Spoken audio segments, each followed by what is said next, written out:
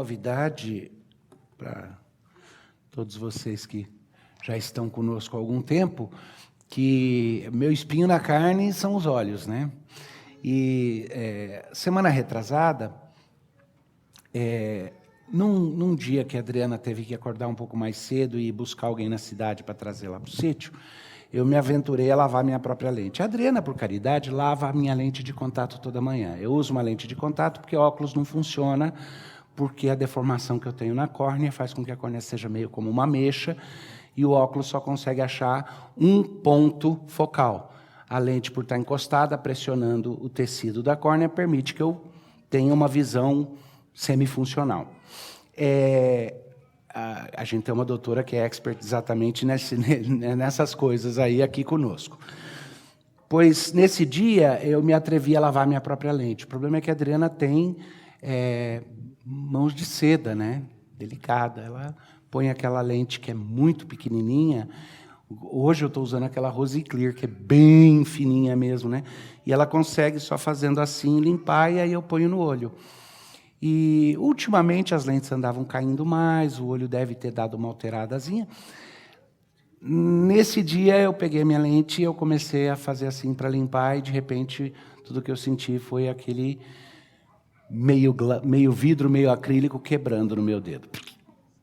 E pronto. Já foi. Mas eu sempre tenho reserva. E aí eu coloquei a reserva.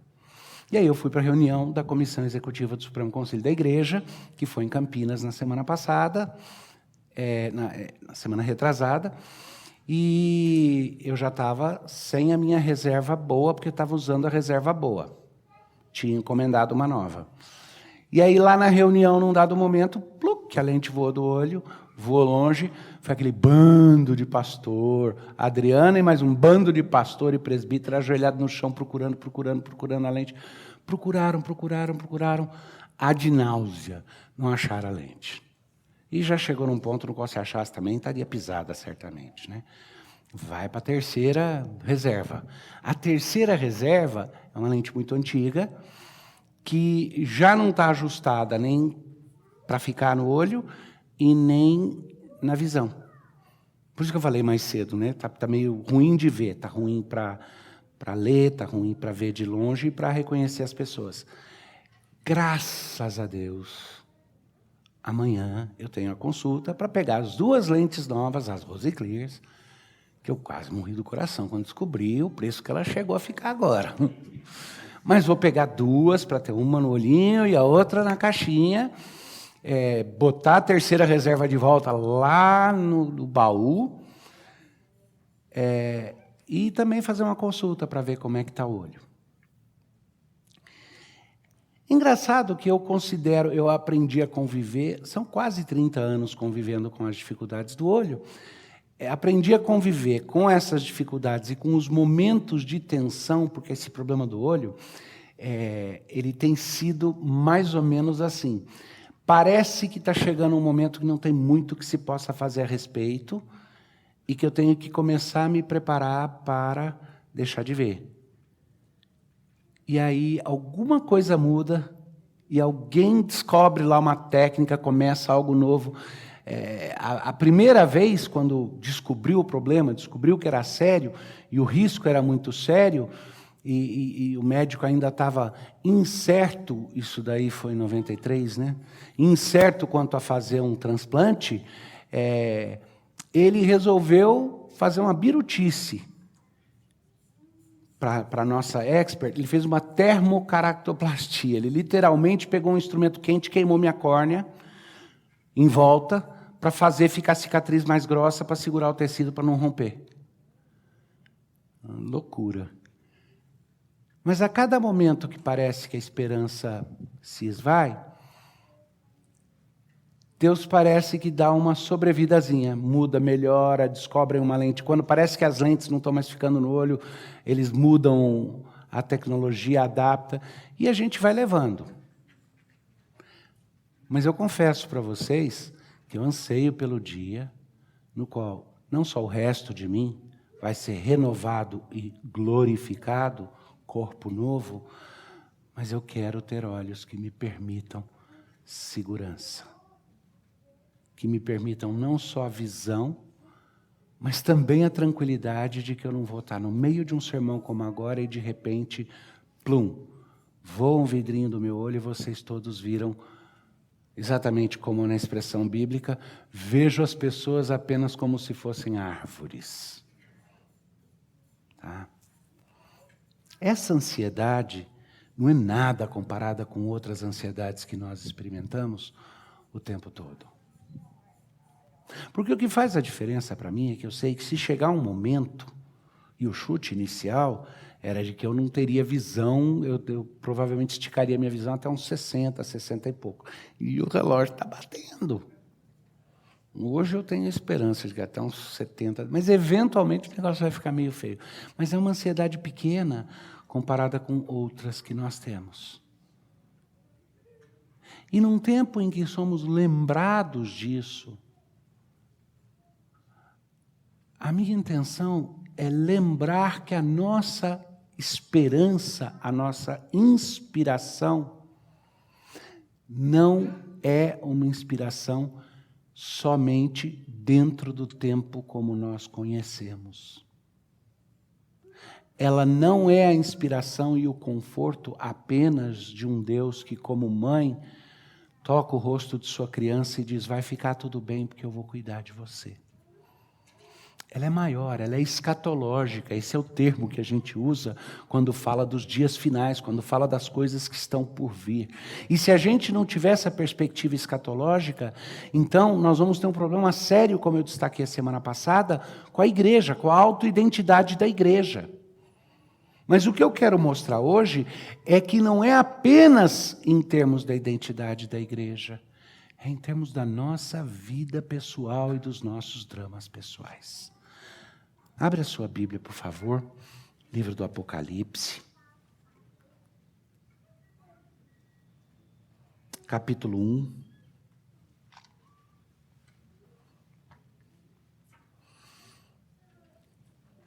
Domingo passado eu falei sobre os versos 1 a 8, ou na verdade 4 a 8 especificamente. Eu vou começar agora no versículo 9. Eu quero que vocês prestem atenção em alguns destaques que eu vou fazer na leitura.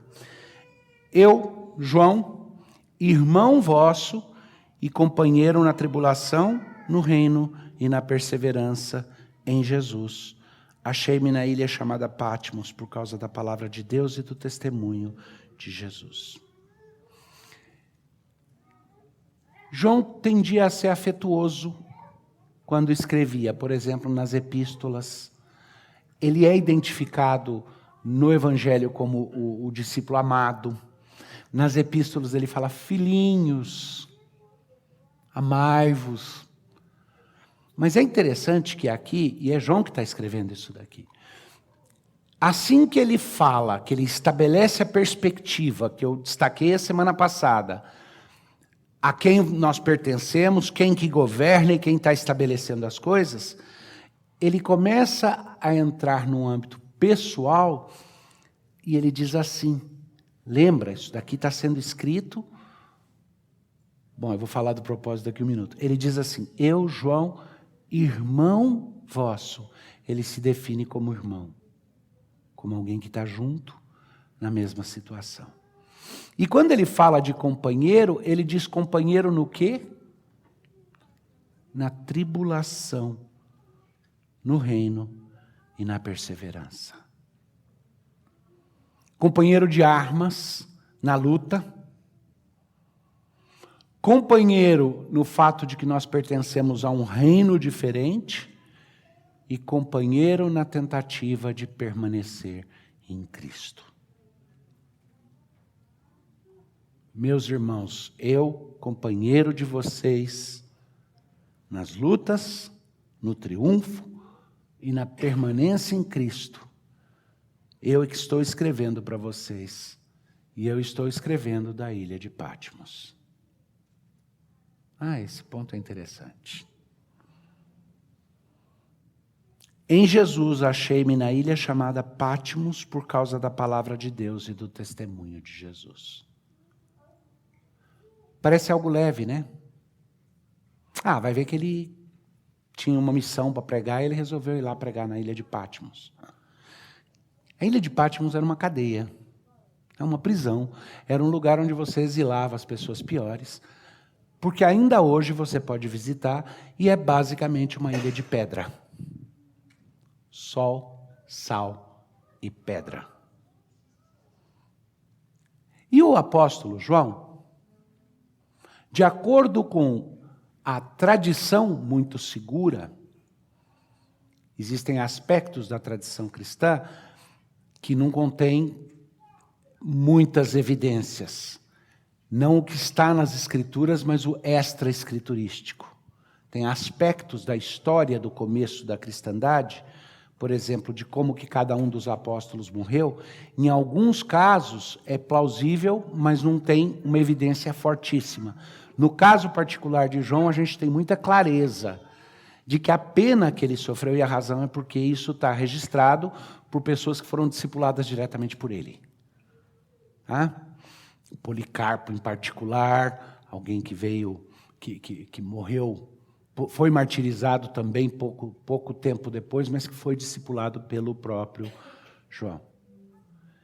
João foi preso e supliciado por pregar o Evangelho de Jesus Cristo.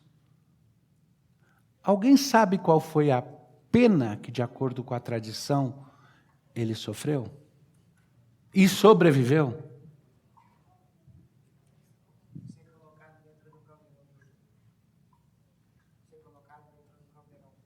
Caldeirão de azeite quente, e ele foi frito, colocado até o pescoço num caldeirão de azeite quente, de óleo quente. Ele teve sua pele frita, como suplício. Fim de sua vida na ilha de Patmos, uma ilha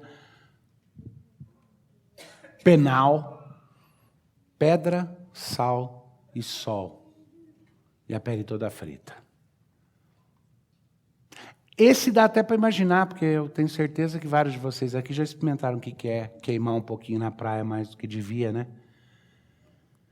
Esse é o homem que está escrevendo e diz: eu, João, irmão de vocês, companheiro na tribulação, estou aqui na ilha de Patmos por causa da palavra de Deus e do testemunho, mas não estou preso aqui.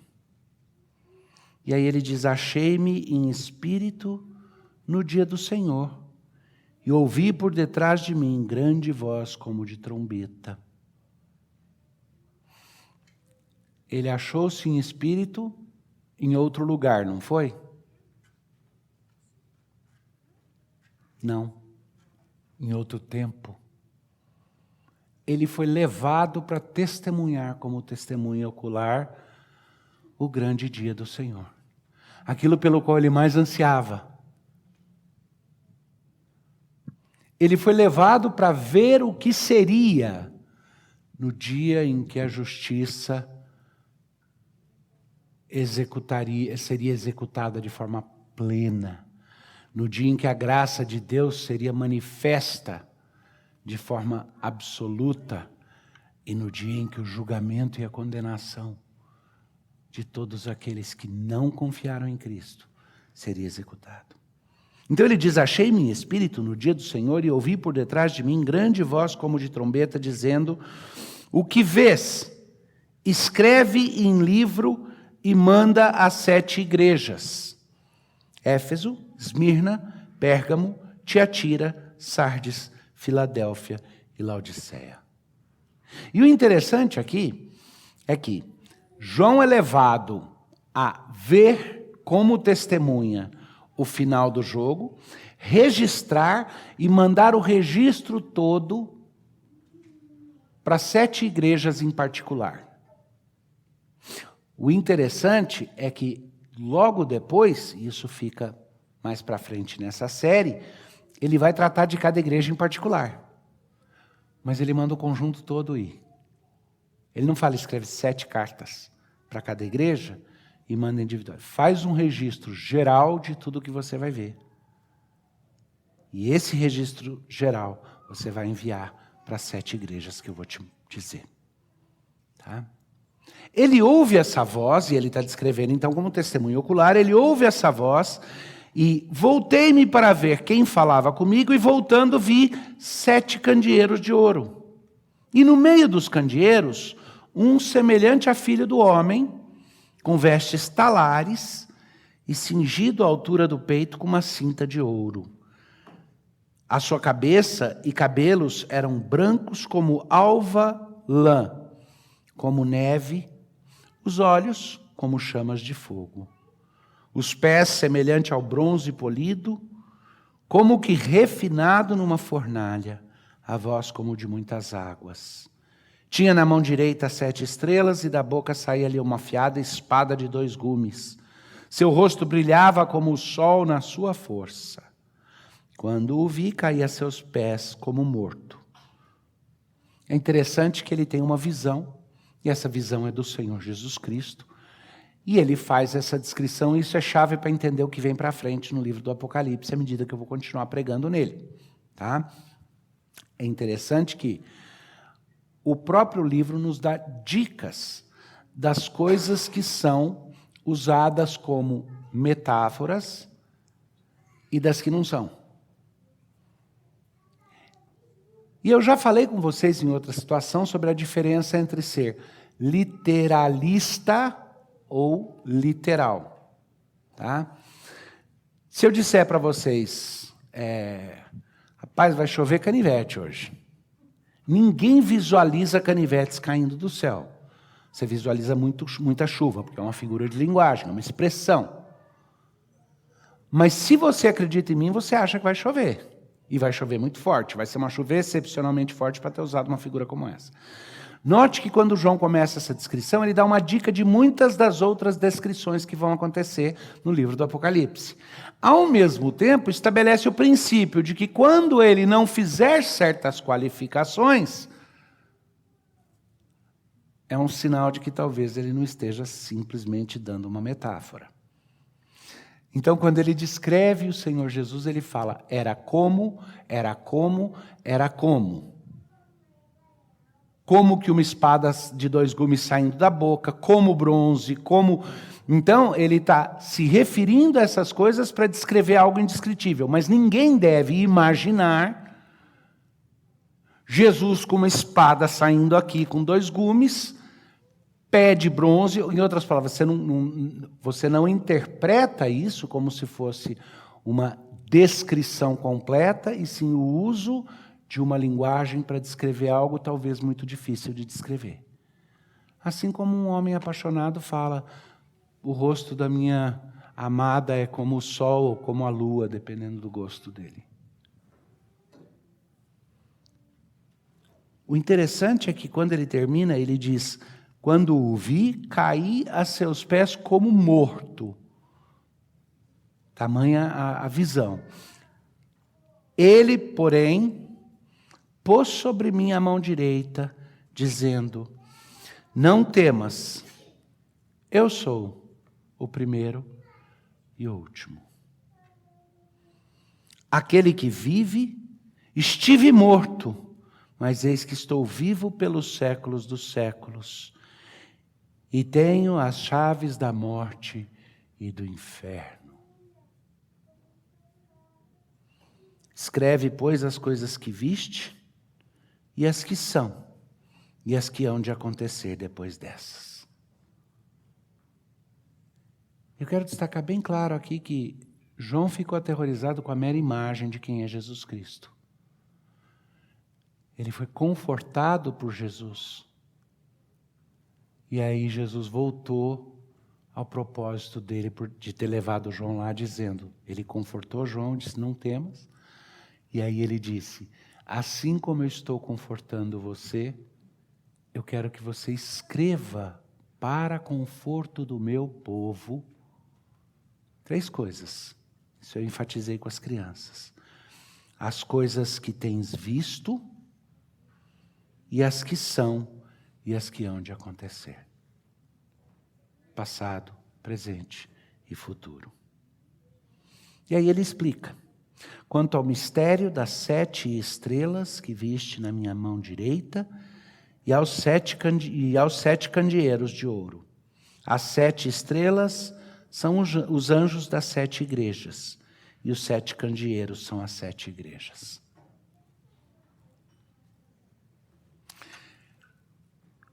Quando Jesus diz isso para João, ele está falando, assim como o teu futuro está nas minhas mãos, a igreja e aqueles que eu levanto para cuidar da igreja estão nas minhas mãos. Ao meu redor e na palma da minha mão. Escreve porque eu quero que a igreja saiba disso. Não é à toa que o livro do Apocalipse é o único da Bíblia que vai além de dizer, conhece essas palavras, abraça essas palavras e elas serão bem para você. Ele diz, quem lê e entender as profecias desse livro tem uma bênção especial. É especificamente abençoado. E eu não creio que é uma bênção especial, mística, que sai fora da providência divina nas nossas vidas. Eu creio que a bênção está no próprio conforto e consolo de entender que o nosso Senhor Jesus Cristo tem o mundo em suas mãos, nossa vida em suas mãos. Que Ele controla de forma completa e de que Ele nos ama. Mas o interessante é que quando João descreve e fala, ele primeiro descreve onde Jesus estava, né? Ele diz, eu voltei-me para ver quem falava e vi 7 candeeiros de ouro, e no meio dos candeeiros estava Jesus.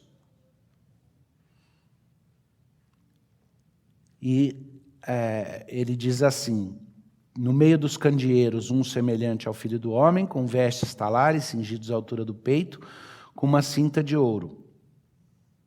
A sua cabeça e cabelos eram brancos como a neve, como a alva lã, como chama, e os olhos como chama de fogo. Os pés semelhantes ao bronze.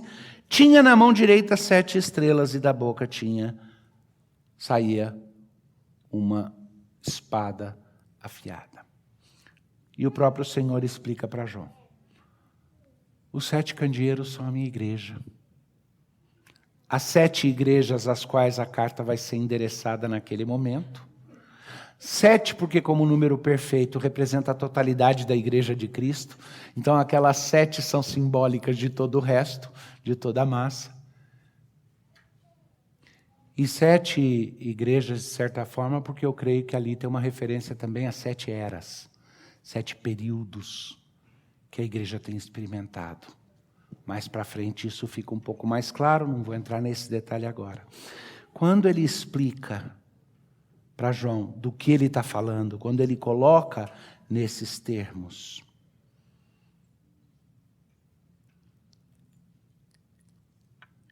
ele está lembrando, João, aquilo que nós precisamos como conforto hoje. Primeiro, Jesus está e habita por meio do seu corpo nesse mundo. Ele está presente. Ele não deixa por um instante de ter o governo de todas as coisas, a diadema, a coroa. A palavra verdadeira, a palavra da verdade flui da boca dele. Ele é a própria verdade. E a verdade corta como espada de 2 gumes. Então a palavra dele está lá. O controle dele é porque ele é aquele que é Senhor e tem as chaves da vida e da morte. Que controla todos os supostos reinos desse mundo. Mas ele carrega a sua igreja bem próximo dele. E essa questão dos anjos da igreja, né, que ele fala que está na mão direita, a gente vai descobrir mais para frente, à medida que vai caminhando no livro, que ele está falando das pessoas que ele levanta exatamente para anunciarem e pregarem a palavra dentro da igreja. Ele está dizendo, eu habito no meio da igreja e protejo a igreja, e eu tenho pessoas que guardam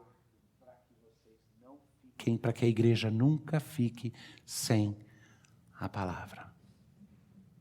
Então, quando ele fala de anjo da igreja, ele não está falando de um ser angélico no sentido estrito da palavra, que está fora da realidade, assim como a igreja não tem formato de candeeiro. Ele está falando do candeeiro e da estrela e ele explica. O candeeiro é a igreja, as estrelas são os anjos, os meus mensageiros dentro da igreja. É a partir daqui, é a partir dessa visão que ele vai começar a dar não um esquema ou um diagrama de prestação de contas do que ele vai fazer. A gente não percebe isso. Tratar o livro do Apocalipse como se ele fosse a tentativa de uma diagramação profética do que vai acontecer XYZ, é até um pouco desrespeitoso, porque imaginar que Jesus precisa prestar contas para mim da forma como eu espero numa análise, quando ele já disse, o que eu vou fazer aqui diz respeito ao que era, o que é e o que vai acontecer. O que vai acontecer está ali junto. Mas o propósito não é primariamente preditivo, o propósito é relacional. O propósito é mostrar que não só ele tem o governo completo, mas que esse governo tem propósito e que próximo do coração dele está a igreja e o que ele está fazendo com a igreja. Por isso que João, quando vai fazer ali a inserção pessoal, diz assim, eu, irmão de vocês, próximo, companheiro na tribulação, companheiro no reino e companheiro na perseverança em Cristo. Recebi de Deus o encargo de escrever para vocês, para que o nosso companheirismo na tribulação, no reino e na perseverança seja claramente patente. A ordem, então, ele escreve as coisas à igreja, tem um propósito muito claro, e o propósito é que, nos dias bons, aparentemente, sejamos lembrados de que esse não é o final da história. E nos dias maus, sejamos lembrados de que esse não é o final da história. Às vezes eu brinco conversando, não é bem brincadeira, mas conversando, geralmente em situações de aconselhamento com as pessoas, e uma expressão que às vezes eu uso, e é meio que um chavão, um bordão, mas as coisas não viram clichê ou chavão à toa, é geralmente porque bate num ponto de verdade, né? Aí é que passa a ser usada assim, né? Que é a receita mágica para aquilo que você precisa, a pílulazinha que você precisa tomar toda vez que você estiver numa situação de muita exaltação ou de muita dor, muito sofrimento, muito quebrantamento. São as palavrinhas mágicas que dão aquela moderada na gente, quando você estiver no topo do mundo e quando você estiver no mais escuro dos vales. Vocês sabem quais são essas palavrinhas? Isso vai passar. 3 palavrinhas, isso vai passar. No teu momento de mais glória no mundo, quando você tiver, eu sou o rei do mundo. Calma, vai passar. Ninguém fica lá para sempre, ninguém fica no topo para sempre. Mas, quando você estiver no fundo do poço, vai passar. Eventualmente vai passar. O perigo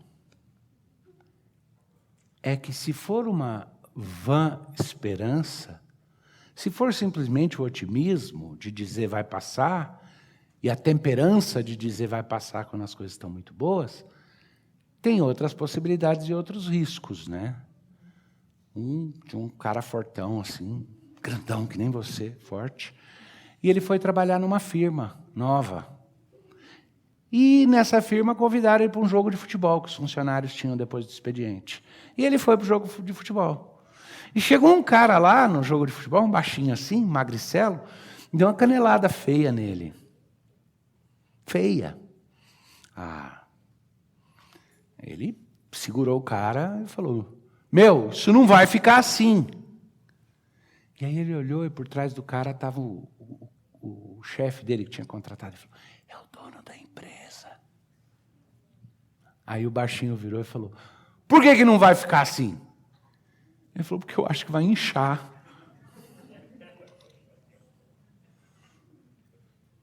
Porque às vezes, se for só o otimismo humano, isso vai passar, não é a garantia de que não vai ficar pior ainda, né?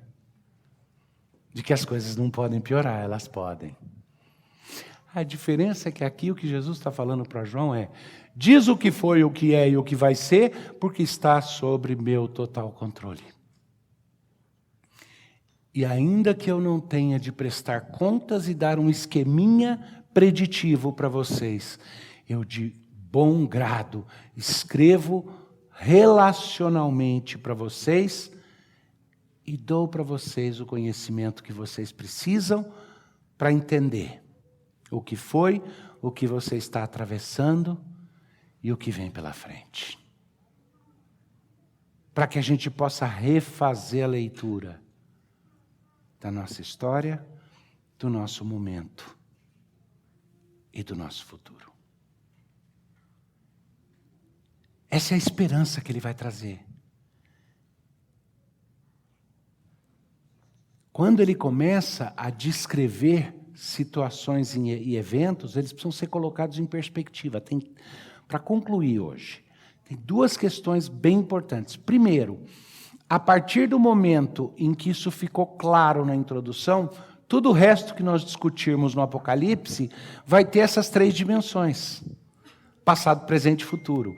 E eu não creio que é uma mera questão de distinguir. Esse pedaço é histórico, esse pedaço é genérico e esse é profético. Eu creio que cada coisa que ele vai escrever para as igrejas ali tem o seu sentido histórico, tem o seu sentido geral e tem um sentido futuro, uma aplicação futura, em cada um daqueles pedaços.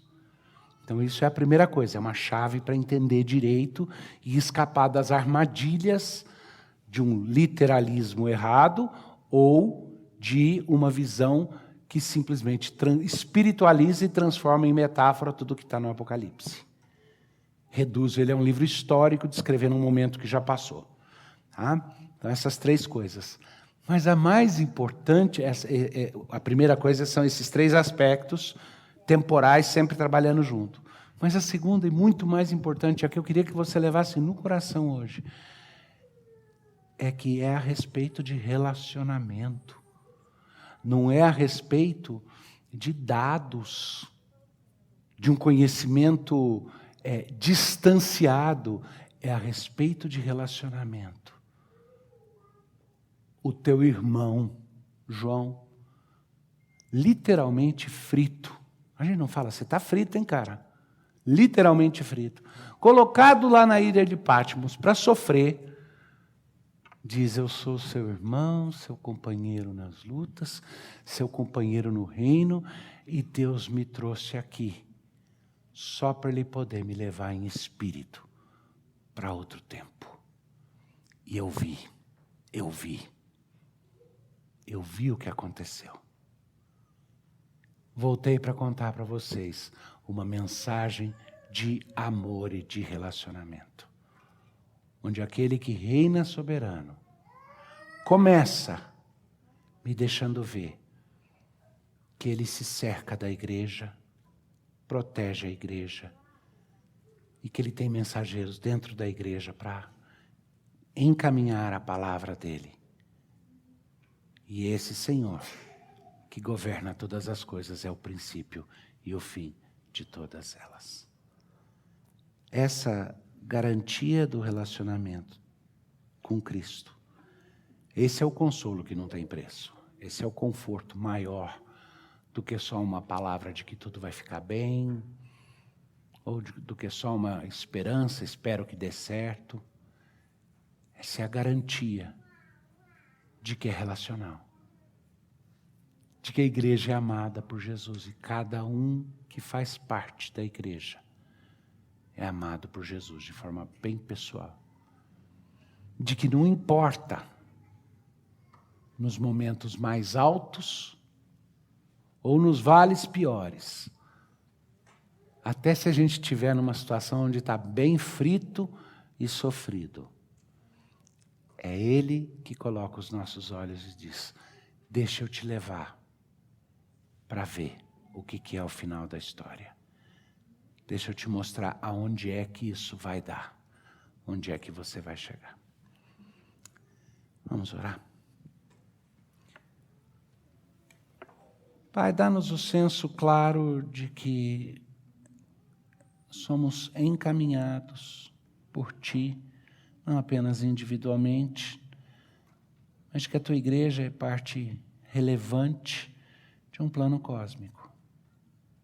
Mas, sobretudo, nos lembra que esse plano cósmico não é mera abstração de coletividade, mas envolve a cada um de nós, e envolve a cada parte da Tua igreja espalhada ao redor do mundo, representadas ali nas 7 igrejas da Ásia Menor. Nos lembra disso, nos dá o conforto, o consolo e a segurança, para que sejamos testemunhas fiéis, como Tu és. Para que, confiantes de que Tu sabes o fim desde o começo,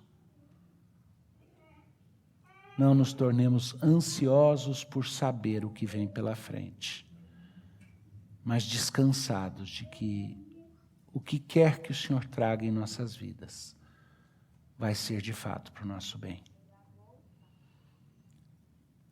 Em nome de Jesus.